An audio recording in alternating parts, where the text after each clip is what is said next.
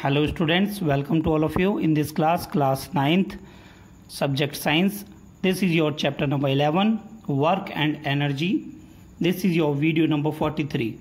Okay students, in the previous chapter we have learned about the work and energy. In the previous class we have studied about the work, what is meant by the work and what is the conditions of the work, how the positive work is being done, how the negative work is being done, and how the zero work is being done. Okay students, in this class we will start to our new topic that is known as potential energy. Okay students, इस class में हम potential energy के बारे में सीखेंगे. Okay students, चलिए start करते हैं. सबसे पहले अपनी डेफिनेशन के साथ में पोटेंशियल एनर्जी की डेफिनेशन क्या होती है. चलिए बच्चों देखिए, यहाँ पर पोटेंशियल एनर्जी की डेफिनेशन क्या है. It is the energy, it is the energy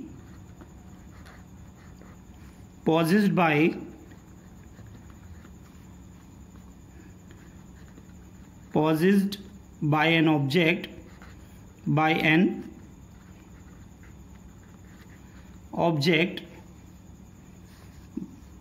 by virtue of its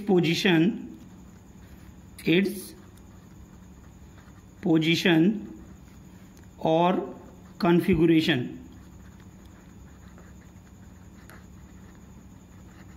configuration means क्या होता है बच्चों, डेट इज शेप, उसकी शेप की वजह से, शेप एंड साइज. यानी बच्चों आप क्या देख रहे हैं, यहाँ पर जो एनर्जी है किसी भी ऑब्जेक्ट के द्वारा उसकी पोजीशन और उसके शेप और साइज की वजह से जो एनर्जी होती है, ठीक है, उसे हम क्या बोलते हैं, पोटेंशियल एनर्जी कहते हैं. या फिर हम बोल सकते हैं और change their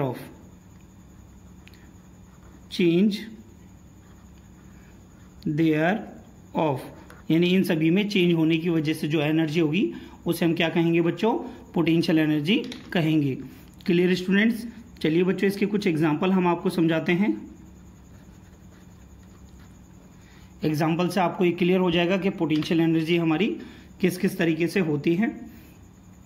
number first example आप देखेंगे, जब किसी भी डैम में जो पानी भरा होता है बच्चों, जो एक हाइट तक आपका जो वाटर लेवल होता है, उस वाटर लेवल की वजह से जो एनर्जी वाटर के अंदर जो स्टोर होती है उसे हम बोलते हैं पोटेंशियल एनर्जी. तो यहाँ पर जो वाटर की जो पोजीशन है उसकी वजह से जो एनर्जी आ रही है उसे हम क्या कहते हैं बच्चों, पोटेंशियल एनर्जी. ओके स्टूडेंट्स, चलिए नोट डाउन करिए इसे. Water stored in the overhead tank,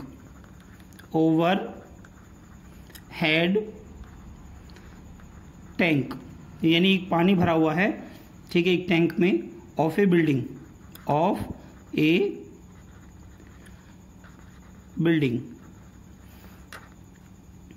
and water stored in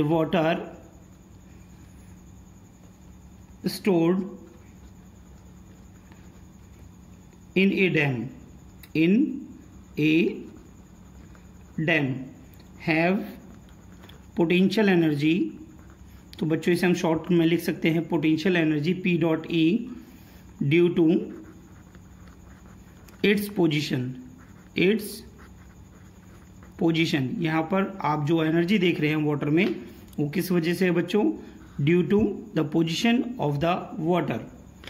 okay students, next example देखेंगे आप इसमें. यहाँ पर ए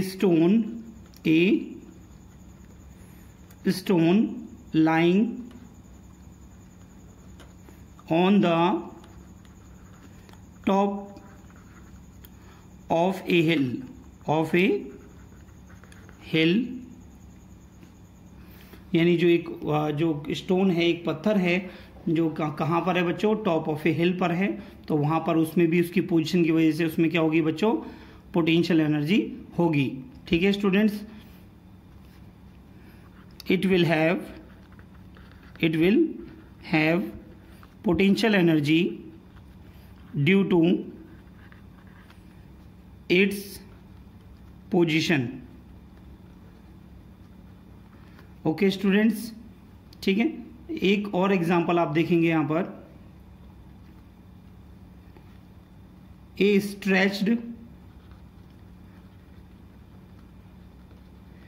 स्ट्रेच्ड और कंप्रेस्ड स्प्रिंग। तो बच्चों हमने एक स्प्रिंग को लिया है, उसे हमने स्ट्रेच किया और उसे कंप्रेस किया, तो इसमें भी यहाँ पर क्या देख रहे हैं कि जो पोजीशन है, ठीक है, स्प्रिंग की, और जो शेप है स्प्रिंग की, वो क्या हो रही है, चेंज हो रही है। ठीक है बच्चों, has potential energy due to change in the size. Okay students, ठीक है। आपने देखा है बच्चों, जब किसी भी स्प्रिंग को जब हम बाहर की तरफ उसे खींचते हैं, जैसे कि आप यहाँ पर देख रहे हैं, मैं एक स्प्रिंग आपको दिखा रहा हूँ मैं, और इस स्प्रिंग में दोनों तरफ से अगर हम फोर्स लगाएं, अगर हम फोर्स अप्लाई करें दोनों तरफ से, आप देख रहे हैं यहाँ पर F1 एंड F2 मैंने दोनों तरफ से फोर्स अप्लाई किया है, तो फोर्स अप्लाई करने की वजह से जो स्प्रिंग है वो स्ट्रेच हो जाएगी। ठीक है बच्चों, ठीक है, हम फोर्स बाहर की तरफ लगा रहे हैं, बट जो स्प्रिंग है वो अपना अंदर की तरफ फोर्स लगाएगी अपने आप को कंप्रेस करने के लिए। तो बच्चों इसमें एक एनर्जी जनरेट हो जाती है जिसे हम कहते हैं पोटेंशियल एनर्जी। ओके स्टूडेंट्स, ये पॉइंट आपको यहाँ से इन एग्जाम्पल से क्लियर हो गया होगा कि पोटेंशियल एनर्जी आपकी क्या है। ठीक है बच्चों, अब यहाँ पर हम देखेंगे unit of potential energy. Unit of potential energy, potential energy की यूनिट क्या होती है। ठीक है बच्चों, SI unit of potential energy is joule. क्या होती है बच्चों, जूल होती है। ठीक है, सभी बच्चे ध्यान रखेंगे। नेक्स्ट पॉइंट आप देखेंगे यहां पर, it is an scalar quantity. कैसी क्वांटिटी है बच्चों, ये स्केलर क्वांटिटी होती है। ठीक है स्टूडेंट्स, तो आपने यहाँ पर सीखा पोटेंशियल एनर्जी क्या है। तो पोटेंशियल एनर्जी की डेफिनेशन हमने बच्चों आपको क्या बताई यहाँ पर, it is the energy possessed by an object by virtue of its position और its configuration. Configuration means shape and size, shape और साइज की वजह से और या पोजीशन की वजह से जो एनर्जी जनरेट होती है किसी भी ऑब्जेक्ट में, उसे हम पोटेंशियल एनर्जी कहते हैं। ओके स्टूडेंट्स, जैसे मैंने आपको एग्जांपल बताया यहाँ पर, water stored in a overhead tank और ए बिल्डिंग, ठीक है, of a building, and water stored in a dam have the potential energy due to its position. Okay students, next आप देख रहे हैं यहाँ पर, a stone lying on the top of a hill. इसमें भी आपकी क्या होगी, पोजीशन की वजह से पोटेंशियल एनर्जी होगी। ओके स्टूडेंट्स, नेक्स्ट पॉइंट हम देख रहे हैं यहाँ पर, ए स्ट्रेच और compressed spring has potential energy due to change in the size, due to change in the shape and size, जैसे कि मैंने आपको स्प्रिंग में दिखाया है। ओके स्टूडेंट, नेक्स्ट पॉइंट है बच्चों आपका, यूनिट ऑफ पोटेंशियल एनर्जी आपकी क्या होती है बच्चों, जूल होती है। और ये कैसी क्वांटिटी है, एक स्केलर क्वांटिटी होती है। सभी बच्चे सभी नोट्स अपनी कॉपी में नोट करते रहिए, ताकि जब आप इन नोट्स को जब आप रिवाइज करें तो आपको ये सारे पॉइंट्स अच्छे से रिवाइज हो जाएं और न्यूमेरिकल्स में आपको कोई भी प्रॉब्लम ना आए। ओके स्टूडेंट्स, नोट करिए सभी।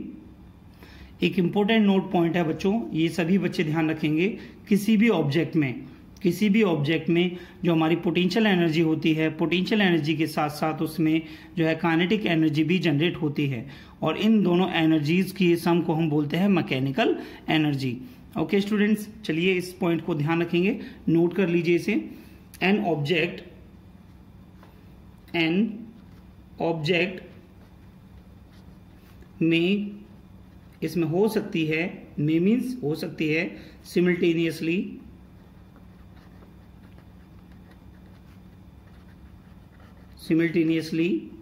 Possess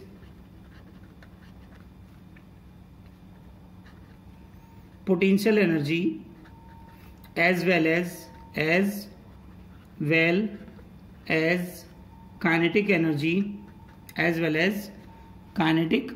energy, and the sum of these energies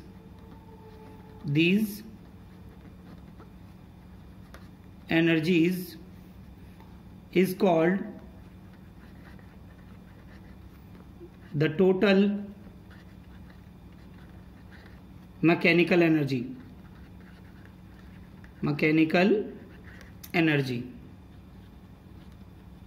तो बच्चों ये किस तरीके से होती है इसके बारे में आपको फुल डिटेल में आपको मैं समझाने वाला हूँ। एक डेरिवेशन भी हम आपको क्लियर कराएंगे यहाँ पर। जैसे कि एक बर्ड जो है वो फ्लाइंग कर रही है। एक बर्ड क्या है, जैसे कि मैं यहाँ पर आपको एग्जांपल देके समझा देता हूँ बच्चों। यहाँ पर एग्जांपल, ए फ्लाइंग बर्ड, ठीक है। अब एक जो चिड़िया है वो फ्लाई कर रही है बच्चों, बर्ड जो है एक फ्लाई कर रही है, तो हाइट भी है उसमें और वो मूव भी कर रही है, ठीक है। तो इसमें यहाँ पर kinetic energy plus potential energy दोनों है। Clear students? A flying kite etcetera. तो बच्चों यहाँ पर आप काफ़ी सारे एग्जाम्पल अपने आउन वर्ड्स में आप बता सकते हैं, ठीक है बच्चों। अब यहाँ पर हम कुछ इंपॉर्टेंट एनर्जीज के बारे में सीखेंगे, ठीक है। पोटेंशियल एनर्जी भी आपकी बच्चों 2 टाइप्स की होती हैं, ठीक है। तो कौन कौन से टाइप्स की होती है यहाँ पर सीखेंगे। 2 काइंड्स ऑफ पोटेंशियल एनर्जी। जो पोटेंशियल एनर्जी है वो 2 काइंड्स की होती है बच्चों। कौन कौन से काइंड्स की है ये देखिए बेटा यहाँ पर। Number first, gravitational potential energy. Number first, gravitational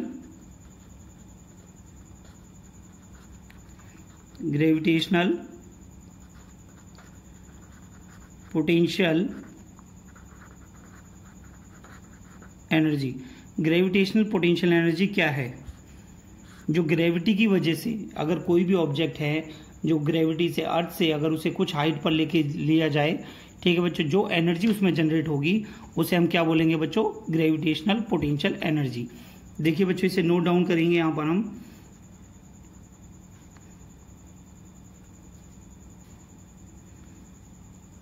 the gravitational potential energy,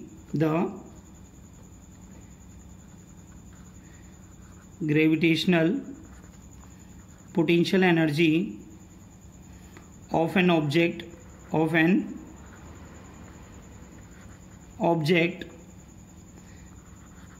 at a point above the ground is defined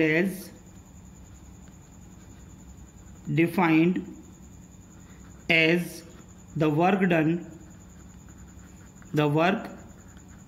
done in rising it from the ground to that point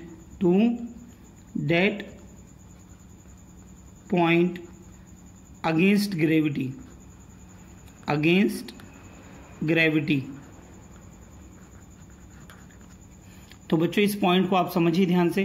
मैं यहाँ पर कुछ एक एग्जांपल इसमें देकर आपको समझा सकते हैं हम इसे, ठीक है। देखेंगे किस तरीके से। अगर हमारे पास में कोई भी ऑब्जेक्ट है, इस ऑब्जेक्ट को हम किसी हाइट पर लेकर जा रहे हैं, ए पोजीशन से इसे हम बी पोजीशन की तरफ हम लेकर गए। ये बी पोजीशन आ गई बच्चों यहाँ पर, ठीक है। इसमें एक हाइट बन गई बच्चों आपकी, that is known as H height.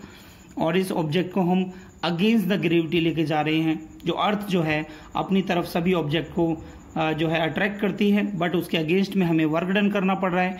Date work done is known as gravitational potential energy. That work done is known as gravitational potential energy. Okay students, second point आता है बच्चों हमारा elastic potential energy, elastic potential energy. Elastic potential energy क्या है बच्चे, देखिए जैसा कि वर्ड से ही पता पड़ रहा है इलास्टिक। इलास्टिक मीन्स क्या होता है, किसी भी बॉडी को स्ट्रेच करना, किसी भी ऑब्जेक्ट को स्ट्रेच करना, उसके शेप और साइज में चेंज लाना।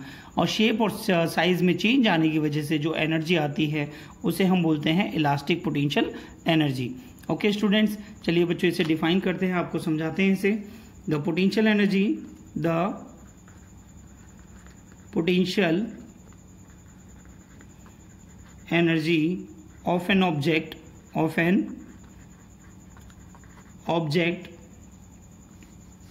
due to its configuration means क्या बताया बच्चों मैंने, change in shape and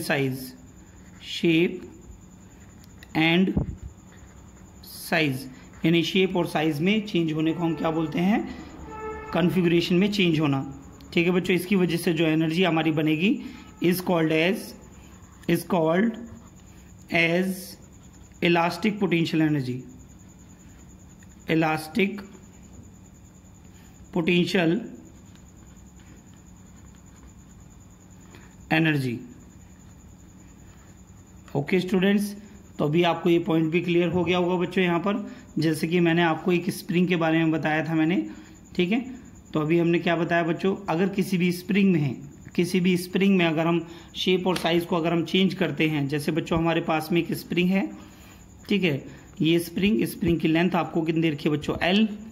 ठीक है, बट आप यहाँ पर देख रहे हैं जैसे ही हम स्प्रिंग को यहाँ पर फोर्स लगाते हैं तो यहाँ पर स्प्रिंग का जो साइज है वो बढ़ जाता है। ठीक है, यहाँ पर F1 एंड F2 मैंने दोनों तरफ से मैं फोर्स लगाया, तो आप देख रहे हैं बच्चों इसमें जो लेंथ है, ठीक है, यहाँ पर L, ठीक है, प्लस, ठीक है, X, ये आपका साइज इसमें बढ़ जाता है। ठीक है, जो साइज बढ़ जाता है, उस साइज बढ़ने की वजह से जो एनर्जी इसमें जनरेट होती है उसे हम बोलते हैं इलास्टिक पोटेंशियल एनर्जी। क्या बोलते हैं बच्चों, इलास्टिक पोटेंशियल एनर्जी। ठीक है स्टूडेंट्स, तो सभी बच्चे नोट करेंगे इसे कि हमारी पोटेंशियल एनर्जी 2 टाइप्स की है। कौन से टाइप्स की है बच्चों, gravitation potential energy and elastic potential energy. Gravitation potential energy में क्या बताया बच्चों मैंने आपको, the gravitation potential energy of an object at a point above the ground is defined as the work done in raising it from the ground to that point against the gravity. यानी किसी भी object को एक point से against the gravity अगर हम दूसरे point पर लेकर जाते हैं तो बच्चों हम उसे क्या बोलते हैं, gravitational potential energy, gravitational potential energy. Okay students, second point है बच्चों आपका elastic potential energy. Elastic potential यानी कॉन्फ़िगरेशन में चेंज आने की वजह से जो भी एनर्जी जनरेट होती है किसी भी ऑब्जेक्ट में उसे हम बोलते हैं बच्चों इलास्टिक पोटेंशियल एनर्जी। सभी बच्चे नोट करिए इसे। नेक्स्ट पॉइंट है बच्चों आपका, आप यहाँ पर देख रहे हैं expression for gravitational potential energy. Gravitation potential energy का क्या एक्सप्रेशन है, या फिर हम इसको दूसरे तरीके से बोल सकते हैं, पोटेंशियल एनर्जी निकालिए बच्चों of an object at a height, यानी किसी भी ऑब्जेक्ट की एट ए हाइट पर कितनी पोटेंशियल एनर्जी होती है। ठीक है स्टूडेंट्स, चलिए इसका एग्जाम्पल, इसका डेरिवेशन हम आपको समझाते हैं, फिर इसके कुछ एग्जाम्पल एंड कुछ न्यूमेरिकल्स भी आपको हम इसके कराएंगे। ठीक है, तो सबसे पहले आप देख रहे हैं बच्चों यहाँ पर मैं एक डायग्राम आपके सामने बनाकर इसे समझाता हूँ। ठीक है, तो जैसे कि मान लेते हैं बच्चों ये ग्राउंड है, ये क्या है बच्चों, ये ग्राउंड है, यहाँ पर हम लिख देते हैं ग्राउंड, और ग्राउंड पर हमारा एक ऑब्जेक्ट प्लेस है। ये देख रहे हैं आप, मैंने यहाँ पर एक ऑब्जेक्ट को मैंने प्लेस किया हुआ है। ठीक है स्टूडेंट्स, अब जैसे ही इस ऑब्जेक्ट को मैं एक पॉइंट से यानी ए पॉइंट से मैं इसे बी पॉइंट पर अगेंस्ट द ग्रेविटी लेके जा रहा हूँ, आप देख रहे हैं यहाँ पर। ठीक है, मैंने इस ऑब्जेक्ट को यहाँ पर लेकर आ गए हैं हम सेकंड पॉइंट पर। ठीक है, सेकंड पॉइंट पर हमारे पास में ये ऑब्जेक्ट आ गया है, जिसकी वजह से इसमें क्या आ गई है बच्चों, हाइट आपको दिखाई दे रही होगी इसमें कि ऑब्जेक्ट जो है वो ज़मीन से कितना ऊपर आ गया है। ठीक है, तो यहाँ पर अब हम निकालेंगे, इसमें क्या निकालेंगे बच्चों, पोटेंशियल एनर्जी को हम इसमें कैलकुलेट करेंगे। ठीक है बच्चों, तो जैसे कि आप इसमें देख रहे हैं, ठीक है, ऑब्जेक्ट के अंदर, ठीक है, ऑब्जेक्ट को जैसे ही हम ऊपर रेज करेंगे तो इसमें एक फोर्स लगेगा, that is known as gravity force. ठीक है, इसकी वैल्यू क्या होगी बच्चों, F इज इक्वल टू कितना होगा यहाँ पर, F is equal to mg। ठीक है बच्चों, इस ऑब्जेक्ट के अंदर कितना मास है, ऑब्जेक्ट का मास मान लेते हैं बच्चों हम m। ठीक है बच्चों, ऑब्जेक्ट का मास है बच्चों m। जैसे हम ग्रेविटी इसमें अपवर्ड फोर्स लगाएंगे, ठीक है, तो वो फोर्स किसके इक्वल होगा बच्चों, mg के इक्वल होगा। किसके इक्वल होगा बच्चों, mg के इक्वल होगा। ठीक है स्टूडेंट, तो चलिए इसे हम यहाँ पर इसे ड्राइव करके आपको समझाते हैं। अब हम यहाँ पे नोट करेंगे, कंसीडर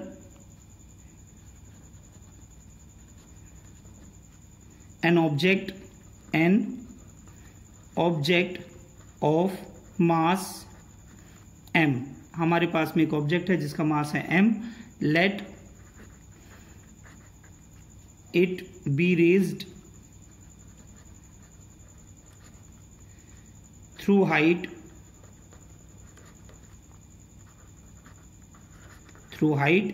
h। इस ऑब्जेक्ट को हम हाइट h तक हम लेकर जा रहे हैं। ठीक है बच्चों, तो यहां पर हम क्या देख रहे हैं बच्चों, यहां पर कि हम जितना भी फोर्स हम इसे लगा रहे हैं, जितने भी फोर्स हमें लगाना पड़ रहा है कि इसे उठाने में, जितना भी फोर्स हम इसमें लगाएंगे, ठीक है, that is equal to the weight of object. वो फोर्स किसके इक्वल होना चाहिए बच्चों, वेट ऑफ ऑब्जेक्ट। अगर वेट ऑफ ऑब्जेक्ट के इक्वल अगर हम फोर्स नहीं लगाएंगे, ठीक है, तो ये ऑब्जेक्ट हमारा रेज नहीं होगा। ठीक है बच्चों, तो हम यहाँ पर इसे नोट करेंगे। यहाँ पर a force is required to raise an object and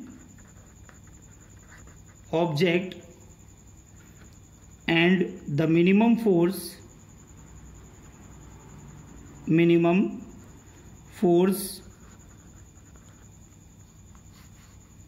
required against the gravity,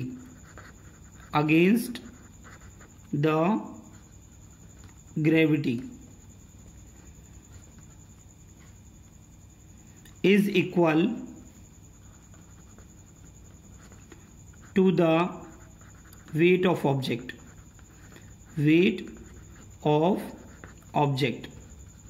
clear है बच्चों, यानी जितना ऑब्जेक्ट जो है, जितना ऑब्जेक्ट का वेट होगा, अगर हम उसके इक्वल अमाउंट का हम फोर्स लगाएंगे, ठीक है, तभी ऑब्जेक्ट हमारा रेज करेगा। ठीक है बच्चों, तो यहां से अब हम निकालेंगे बच्चों इसमें वर्क डन। क्या निकालेंगे, work done against the gravity. ठीक है बच्चों, तो हम यहाँ पे लिखेंगे now work done against the gravity,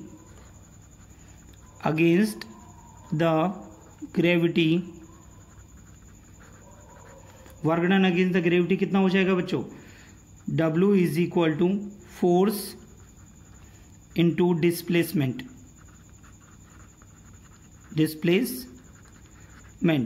तो बच्चों यहाँ पर हमारा वर्क डन कितना आ रहा है बच्चों, देखें यहाँ पर, ठीक है, फोर्स हमारा कितना अप्लाई हो रहा है, W इज इक्वल टू कितना आ जाएगा, फोर्स हमारा कितना है बच्चों, F इंटू डिस्प्लेसमेंट कितना हो रहा है बच्चों, H। हाइट आप देख सकते हैं, डिस्प्लेसमेंट कितना हो रहा है एक पॉइंट से दूसरे पॉइंट तक, डेट इज H। ठीक है स्टूडेंट, और F की वैल्यू किसके इक्वल होगी बच्चों, वेट ऑफ ऑब्जेक्ट के इक्वल होगी। तो यहाँ से W इज इक्वल टू आपका कितना आ जाएगा, mg इंटू H। ठीक है, तो हम इसे क्या लिख सकते हैं बच्चों, W is equal to mgh। ठीक है students, and this work done, ठीक है, is equal to this work done is equal to potential energy stored in the object। Okay students, तो हम यहाँ पर क्या लिखेंगे, इसको हम लिख सकते हैं, क्या लिखेंगे बेटा इसे, जैसे कि मैंने लिखा work done is equal to potential energy. ठीक है बच्चों, जैसे कि मैंने EP फॉर पोटेंशियल एनर्जी के लिए मैंने ये लिखा है, तो हम इसका फॉर्मूला क्या लिख सकते हैं, इसका is equal to EP is equal to mgh। ठीक है स्टूडेंट्स, तो पोटेंशियल एनर्जी का फॉर्मूला क्या आ गया बच्चों आपके पास में, पोटेंशियल एनर्जी का फॉर्मूला आ गया बच्चों mgh। तो आप यहाँ से इस इक्वेशन से आप क्या देख रहे हैं, आपके पास में 2 पॉइंट नजर आ रहे हैं बच्चों यहाँ से, कि जो EP है, EP directly proportional to m है। अगर हमारा मास बढ़ेगा तो हमारी पोटेंशियल एनर्जी भी इंक्रीज करेगी। सेकंड पॉइंट आप देख रहे हैं यहाँ से, EP directly proportional to height. ठीक है, तो अगर आपकी हाइट बढ़ेगी तो भी पोटेंशियल एनर्जी बढ़ेगी, अगर हमारा मास बढ़ेगा तब भी हमारी पोटेंशियल एनर्जी बढ़ेगी। और जो यहाँ ग्रेविटी है, और ग्रेविटी बच्चों अर्थ के लिए क्या होती है 9.8 मीटर पर सेकेंड स्क्वायर, इसे हम बोलते हैं ग्रेविटी एक्सेलरेशन। जी को क्या बोलते हैं बच्चों ग्रेविटी एक्सेलरेशन। क्लियर है स्टूडेंट्स, ठीक है। तो सभी बच्चे ध्यान रखें, ये इंपॉर्टेंट आपका डेरिवेशन था ये, ठीक है। मैं यहाँ पर आपको इंपॉर्टेंट पॉइंट इसे डालकर बता देता हूँ इसे, ठीक है। ये आपका इंपॉर्टेंट डेरिवेशन है और ये सभी को अच्छे से अपनी कॉपी में नोट करना है, ठीक है स्टूडेंट्स। तो सभी बच्चे इसे नोट करेंगे, इसे सारे कंसेप्ट आपकी कॉपी में नोट होने चाहिए जिससे आपको न्यूमेरिकल्स करने में कोई प्रॉब्लम ना आए। नोट करिए सभी। नेक्स्ट इंपोर्टेंट पॉइंट आता है बच्चों आपका यहाँ पर, वर्क डन बाय और against the gravity in taking an object through a certain height h is independent of the path.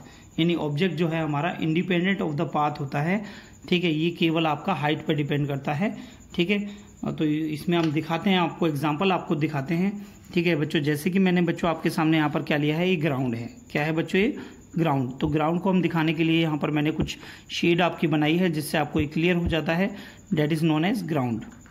Okay students, अब मैंने यहाँ पर एक ऑब्जेक्ट लिया, ठीक है। ये देखिए मैंने ऑब्जेक्ट लिया और इस ऑब्जेक्ट को ए पोजीशन से मैं बी पोजीशन पर लेकर आया यहाँ पर, ठीक है बच्चों। ये बी पोजीशन पर ये ऑब्जेक्ट आ गया, ठीक है। तो यहाँ पर हाइट कितनी है स्टूडेंट्स, तो आप देख रहे हैं हाइट है हमारी h, ठीक है। हाइट हमारी कितनी है, ग्राउंड से h हाइट हमें दे रखी है, ठीक है। अब हमारे पास में एक ये है हमारा केस वन। अब आते हैं हम केस सेकंड में। केस सेकंड में जो ऑब्जेक्ट है उसको हम किस तरीके से लेके जा रहे हैं, आप देखें यहाँ से बच्चों। हमारे पास में ऑब्जेक्ट है, ठीक है, ये ए पॉइंट पर है, ठीक है बच्चों। सबसे पहले हम ऑब्जेक्ट को हम यहाँ पर लेके आए, ये देखिए बेटा आप यहाँ पर ऑब्जेक्ट को हम ऐसे लेके गए, फिर ऑब्जेक्ट को हम ऐसे लेके गए यहाँ पर, फिर ऑब्जेक्ट में हमने एक हाइट दिखाई यहाँ पर, ये देखिए आप ये, ठीक है। एंड आफ्टर देन ये ऑब्जेक्ट जो है इसी पोजीशन पर यहाँ पर आ जाता है। ये देखिए बेटा ऑब्जेक्ट में यहाँ पर लेकर आ गया बी पॉइंट पर, ठीक है। तो ऑब्जेक्ट का जो पाथ है इससे हमें कोई मतलब नहीं है, बट ऑब्जेक्ट में हाइट कितनी है बस आपको ये जानना जरूरी है, ठीक है। ये देखिए यहाँ पर बेटे, ठीक है। तो आपकी जो हाइट है दोनों केसेस में ऑलमोस्ट इक्वल मैंने आपको दिखाई है, ठीक है बच्चों। तो हम यहाँ पर क्या कहेंगे कि जो हमारा कोई भी ऑब्जेक्ट है, ठीक है, कोई भी ऑब्जेक्ट है, it not depend on the path of the object. तो बच्चों इसे नोट करके अब हम आपको बता देते हैं कि आपका ये पॉइंट जो है इस तरीके से आपको लिखना था इसमें, ठीक है। तो आप इसे यहाँ पे नोट करेंगे। वर्क डन बाय और against the gravity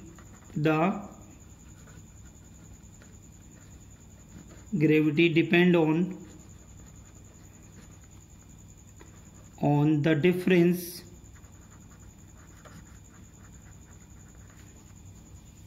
in vertical height between the initial and final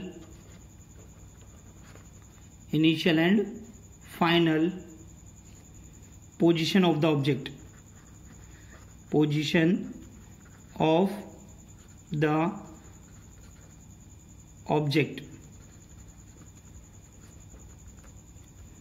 okay students. ये पॉइंट आप ध्यान रखेंगे, यहाँ पर मैं रेड से आपको मैं इसे नोट पॉइंट है, सभी बच्चे ध्यान रखें। Work does not depend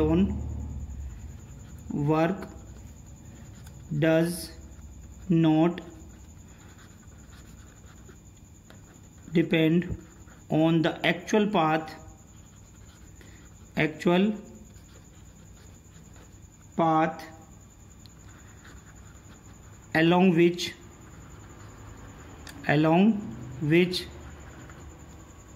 the object is moved. The object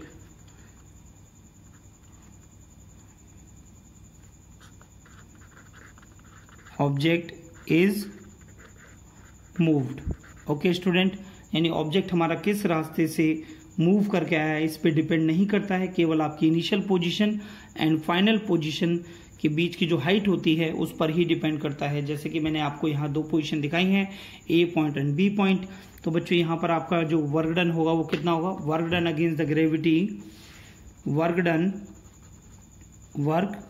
done against the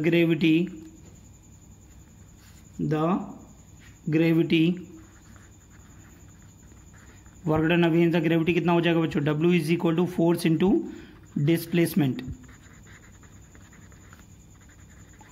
ठीक है बच्चों, तो यहाँ पर आपका फोर्स कितना आ रहा है बच्चों, इसमें आप देखें W is equal to force, अभी मैंने आपको डेरिवेशन में समझाया था, mg, डिस्प्लेसमेंट कितना हो रहा है h, तो वर्क डन आपका कितना आ जाएगा mgh।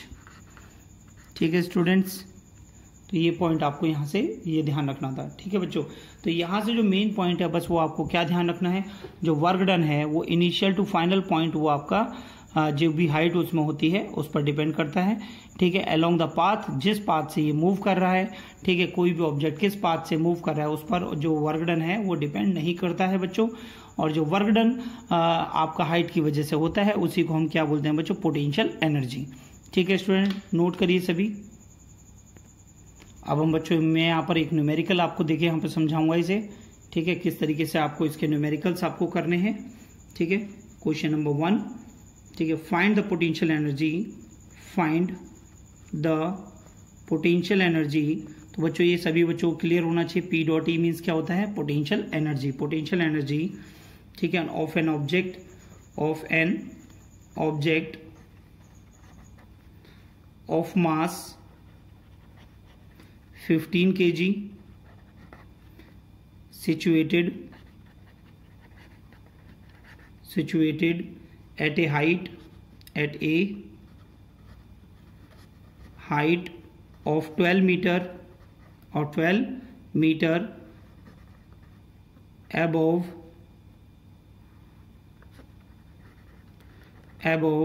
the ground, गिवन आपको क्या दिया गया बच्चों, given G is equal to, G for gravity acceleration is equal to 9.8 metre per second का स्क्वायर। ठीक है स्टूडेंट, तो बच्चों इसे आप कैसे सॉल्व करेंगे, सॉल्यूशन में आप देख सकते हैं आपको क्या क्या गिवन है यहाँ पर। ठीक है, गिवन, इसके साथ में आप डायग्राम बना सकते हैं। पोटेंशियल एनर्जी बताना है आपको ऑब्जेक्ट में। ठीक है, ऑब्जेक्ट का मास कितना है, ऑब्जेक्ट का मास आपको गिवन है 15 kg, is situated at a height of 12 metre above the ground. ठीक है, इस ऑब्जेक्ट का कहाँ पर रखा हुआ है, ये अबव द ग्राउंड, ग्राउंड से ये देखिए बच्चों, ये ग्राउंड है, ग्राउंड, ये 12 मीटर की हाइट पर ये प्लेस है, ये ऑब्जेक्ट आपका इस पॉइंट पर रखा हुआ है। अब आपको इसमें पोटेंशियल एनर्जी निकालनी है। फॉर्मूला क्या बताया था बच्चों मैंने आपको, पोटेंशियल एनर्जी का formula EP is equal to mgh। क्या बताया बच्चों, EP इज इक्वल टू, यहाँ लिख देंगे वी नो डेट। ठीक है स्टूडेंट, गिवन में आप लिख सकते हैं H is equal to 12 metre given था, मास इज इक्वल टू आपको 15 kg आपको गिवन है। ठीक है बच्चों, अब आप यहाँ से देख सकते हैं EP is equal to mgh, इसे इक्वेशन 1 बना लीजिए, EP is equal to 1 mgh, इसमें आप वैल्यू पुट कर लेंगे। ठीक है, EP इज इक्वल टू कितना हो जाएगा बेटा, M कितना दे रखा है 15 kg, 15 इंटू G कितना दे रखा है बच्चों आपको इसमें 9.8। ठीक है, इंटू आप इसमें कितना करेंगे, हाइट आपको दे रखी है आपको H 12 मीटर, तो इन सभी की आप इसमें मल्टीप्लाई कर लेंगे, तो EP आपका कितना आ जाएगा बच्चों इसमें 1764 जूल। ठीक है स्टूडेंट्स, तो आप इसको सॉल्व करके भी चेक कर सकते हैं। ठीक है, आप इसे मल्टीप्लाई करेंगे ध्यान से ताकि आपकी गलती ना हो। ठीक है स्टूडेंट्स, तो यहाँ पर आप लास्ट में क्या लिखेंगे, hence the potential energy stored in the object will be कितना होगा बच्चों, EP is equal to 1764 joule. ठीक है स्टूडेंट्स, तो ये पॉइंट सभी बच्चे ध्यान रखेंगे। सिंपल से न्यूमेरिकल आपके आने हैं बच्चों यहाँ से पोटेंशियल एनर्जी के। ठीक है, अगर आप ध्यान से करेंगे तो आपको ये बिल्कुल 100% समझ में आएगा। सभी बच्चे नोट करें बेटा इस क्वेश्चन को।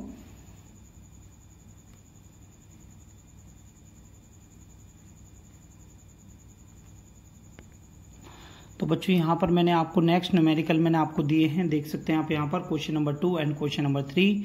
ठीक है बच्चों, ये क्वेश्चन में आप देख रहे हैं यहाँ से ए बैग ऑफ वेट आपको दिया है 50 kg, कैलकुलेट द हाइट। इसमें आपको हाइट निकालनी है to which it should be raised so that its potential energy be, कितना दे दिया बच्चों 5000 जूल। यानी आप कितना ऊंचा हम इस बैग को उठाएं जिससे हमारी जो एनर्जी है वो 5000 जूल पोटेंशियल एनर्जी बैग में स्टोर हो जाए। ठीक है स्टूडेंट, चलिए देखते हैं इन क्वेश्चंस को आपको कैसे करना है। ठीक है, क्वेश्चन नंबर 3 हम बाद में पढ़ेंगे बच्चों। क्वेश्चन नंबर 2 को आप देखें तो क्वेश्चन नंबर 2 में आपसे क्या कह रहा है बच्चों, मास कितना दे रखा है आपको। ठीक है, मास इसमें दे रखा है बच्चों आपको 50 kg। ठीक है, किस हाइट तक हम इसे उठाएं, तो आपको हाइट आपको निकालनी है इसमें। ठीक है, वर्क डन यानी पोटेंशियल एनर्जी आपको दी है इसमें, कितना दिया है बच्चों 5000 जूल। ठीक है बच्चों, तो बच्चों है ना आपको फॉर्मूला क्या बता रखा है, आपका सिंपल सा फॉर्मूला है जो मैंने आपको सिखाया है। तो क्या होता है बच्चों, ठीक है, we know that EP is equal to mgh। हाँ या ना। ठीक है बच्चों, अब यहाँ से जब आप h की वैल्यू निकालोगे तो कितना आ जाएगा, EP अपॉन में कितना आ जाएगा बच्चों mg। ठीक है बच्चों, और EP आपको कितना दिया है 5000। ठीक है, आपको मास कितना दिया है 50 इंटू आपको g कितना दिया है इसमें, g आपको अगर क्वेश्चन में गिवन है तो बच्चों आप कितना लेंगे, क्वेश्चन में अगर जो गिवन है उसे आप उतना ही लेंगे। अगर क्वेश्चन में आपको गिवन नहीं है, ठीक है, जैसे कि मैंने आपको इस क्वेश्चन में मैंने ग्रेविटी नहीं दिया है, तो आप उसमें जी कितना ले सकते हैं बच्चों, जी is equal to 10 metre per second का स्क्वायर। ठीक है बच्चों, तो हम यहाँ पे जी लेंगे, हम जी की जो वैल्यू है वो ले लेंगे बच्चों 10। तो आप यहाँ से क्या देख रहे हैं बच्चों कि आपकी जो वैल्यू है, देखिए एक जीरो से एक जीरो कैंसिल आउट हो रही है, सेकंड जीरो कैंसिल आउट हो रही है, और 5 से आपका कितना आ गया यहाँ से 10।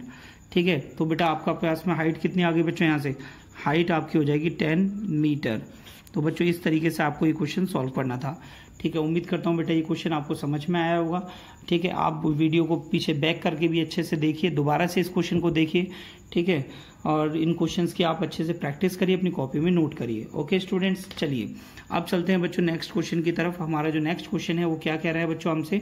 ठीक है, नेक्स्ट क्वेश्चन को सॉल्व कराते हैं आपको हम सॉल्यूशन नंबर 3। तो सॉल्यूशन नंबर 3 में आप देखें बेटा, क्वेश्चन आपका है ए बॉल 5 kg थ्रोन अपवर्ड। ठीक है बच्चों, तो मैं यहाँ पर डायग्राम बना रहा हूँ। एक बॉल ली बच्चों, इसको ऊपर की तरफ फेंका जा रहा है। ठीक है, बॉल को जब ऊपर की तरफ फेंकेंगे कितनी स्पीड से बच्चों, with a speed of 10 metre per second. तो बच्चों आपको यू कितना दिया है यहाँ पर 10 मीटर पर सेकेंड। ठीक है बच्चों, अगेंस्ट द ग्रेविटी फेंक रहे हैं, तो ग्रेविटी आपको कितना लेना है 10 मीटर पर सेकेंड का स्क्वायर आपको ये लेना है। ठीक है, 10 मीटर पर सेकेंड का स्क्वायर आपको ये लेना है ग्रेविटी।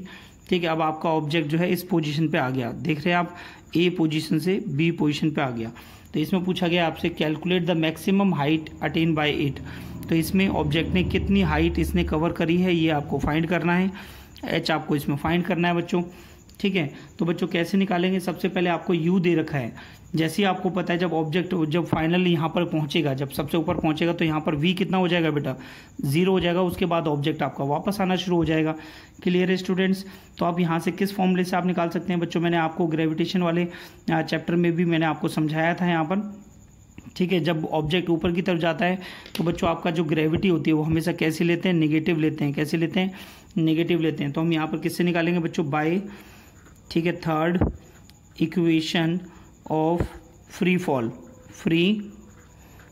थर्ड इक्वेशन बच्चों मैंने आपको क्या बताई थी, v² minus u² is equal to 2gh। ठीक है बच्चों, तो यहाँ पर v की वैल्यू आपको क्या दिखाई दे रही है, जब ऊपर जाएगी तो ये वैल्यू 0 हो जाएगा, ये v is equal to 0 minus u की वैल्यू कितनी दे रखी है आपको 10। तो 10 का square is equal to 2 into g की आपको कितना लेना है 10 मीटर पर सेकेंड स्क्वायर, लेकिन निगेटिव लेना है। ठीक है, इंटू h आपको निकालना है। ठीक है बच्चों, तो आप यहाँ से क्या देख रहे हैं, माइनस का आपका आ जाता है 100 इज इक्वल टू ये आपका आ जाता है माइनस का 20h। ठीक है, अब आप यहाँ से क्या देख रहे हैं, माइनस से माइनस कैंसिल हो गया, 25 जा कितना हो गया 100। ठीक है, तो आपका h कितना आ जाएगा बेटा, यहाँ से h is equal to 5 metre. h is equal to कितना आ गया बेटा 5 मीटर। कितना आ गया बच्चों 5 मीटर। ठीक है बच्चों, मैक्सिमम हाइट कितनी आ जाएगी इसमें। ठीक है, तो आप यहाँ पे लिख सकते हैं। ठीक है, क्या लिखेंगे, maximum height attain by the object is equal to 5 metre. ठीक है, तो बच्चों यहाँ से आप इसके सेकंड पार्ट को देख सकते हैं। सेकंड पार्ट बिल्कुल इजी है। सेकंड पार्ट में पूछा आपसे find the potential energy it reaches at the highest position. Highest position पर जब ये ऑब्जेक्ट पहुंच जाता है तो वहां पर पोटेंशियल एनर्जी क्या होगी। ठीक है बच्चों, तो पोटेंशियल एनर्जी के लिए फॉर्मूला मैंने आपको क्या बताया बच्चों, EP = mgh। AP = mgh। मास कितना दे रखा है बच्चों इस ऑब्जेक्ट में, मास दे रखा है क्या 5 kg। यस 5 kg बॉल है, ठीक है। तो मास आ गया आपका 5, ठीक है। जी आपको लेना है 10 और हाइट आपकी कितनी आई बच्चों 5। तो आप यहाँ से क्या देख रहे हैं बच्चों, ये आपका हो जाएगा 250 जूल, 250 जूल। तो यहाँ से EP की वैल्यू आपके पास कितने आ गई बच्चों, 250 जूल। तो इस तरीके से आप ये सारे क्वेश्चंस को आप सॉल्व कर सकते हैं बच्चों, बहुत ही ईजी क्वेश्चन आएंगे एग्जाम में, ठीक है। अगर आपको कंसेप्ट समझ में आ रहा है तो आपको ये क्वेश्चन बहुत इजी लगेंगे, अगर आपको कंसेप्ट नहीं समझ में आया, ठीक है, तो आपको बहुत हार्ड लगेंगे। कंसेप्ट को इजी करने का मेथड सिर्फ इतना है बच्चों, ये सारा कंटेंट आप अपनी कॉपी में नोट करिए और वीडियो को आप बार बार देखिए, और कॉपी में सारा कंटेंट अगर आप नोट करेंगे तो आप उसे बाद में भी रिवाइज कर पाएंगे, ठीक है। स्टूडेंट्स NCERT से इस चैप्टर को पढ़ते रहिए, एग्जाम्पल अपनी कॉपी में करिए, NCERT के क्वेश्चंस को अटेम्प्ट करिए, ठीक है स्टूडेंट्स। बाकी मैं आपको नेक्स्ट जो आपकी वीडियो आएगी उसमें वीडियो में मैं आपको सिखाऊंगा बच्चों ट्रांसफॉर्मेशन ऑफ एनर्जी, ठीक है। ट्रांसफॉर्मेशन ऑफ एनर्जी क्या है उसके बारे में हम आपसे डिस्कस करेंगे, उसके बारे में हम आपको बताएंगे एंड आपको सिखाएंगे हम law of conservation of energy क्या होता है। ओके स्टूडेंट्स, तो आज की क्लास में इतना ही, मिलते हैं आपसे नेक्स्ट वीडियो में। थैंक यू सो मच बच्चों।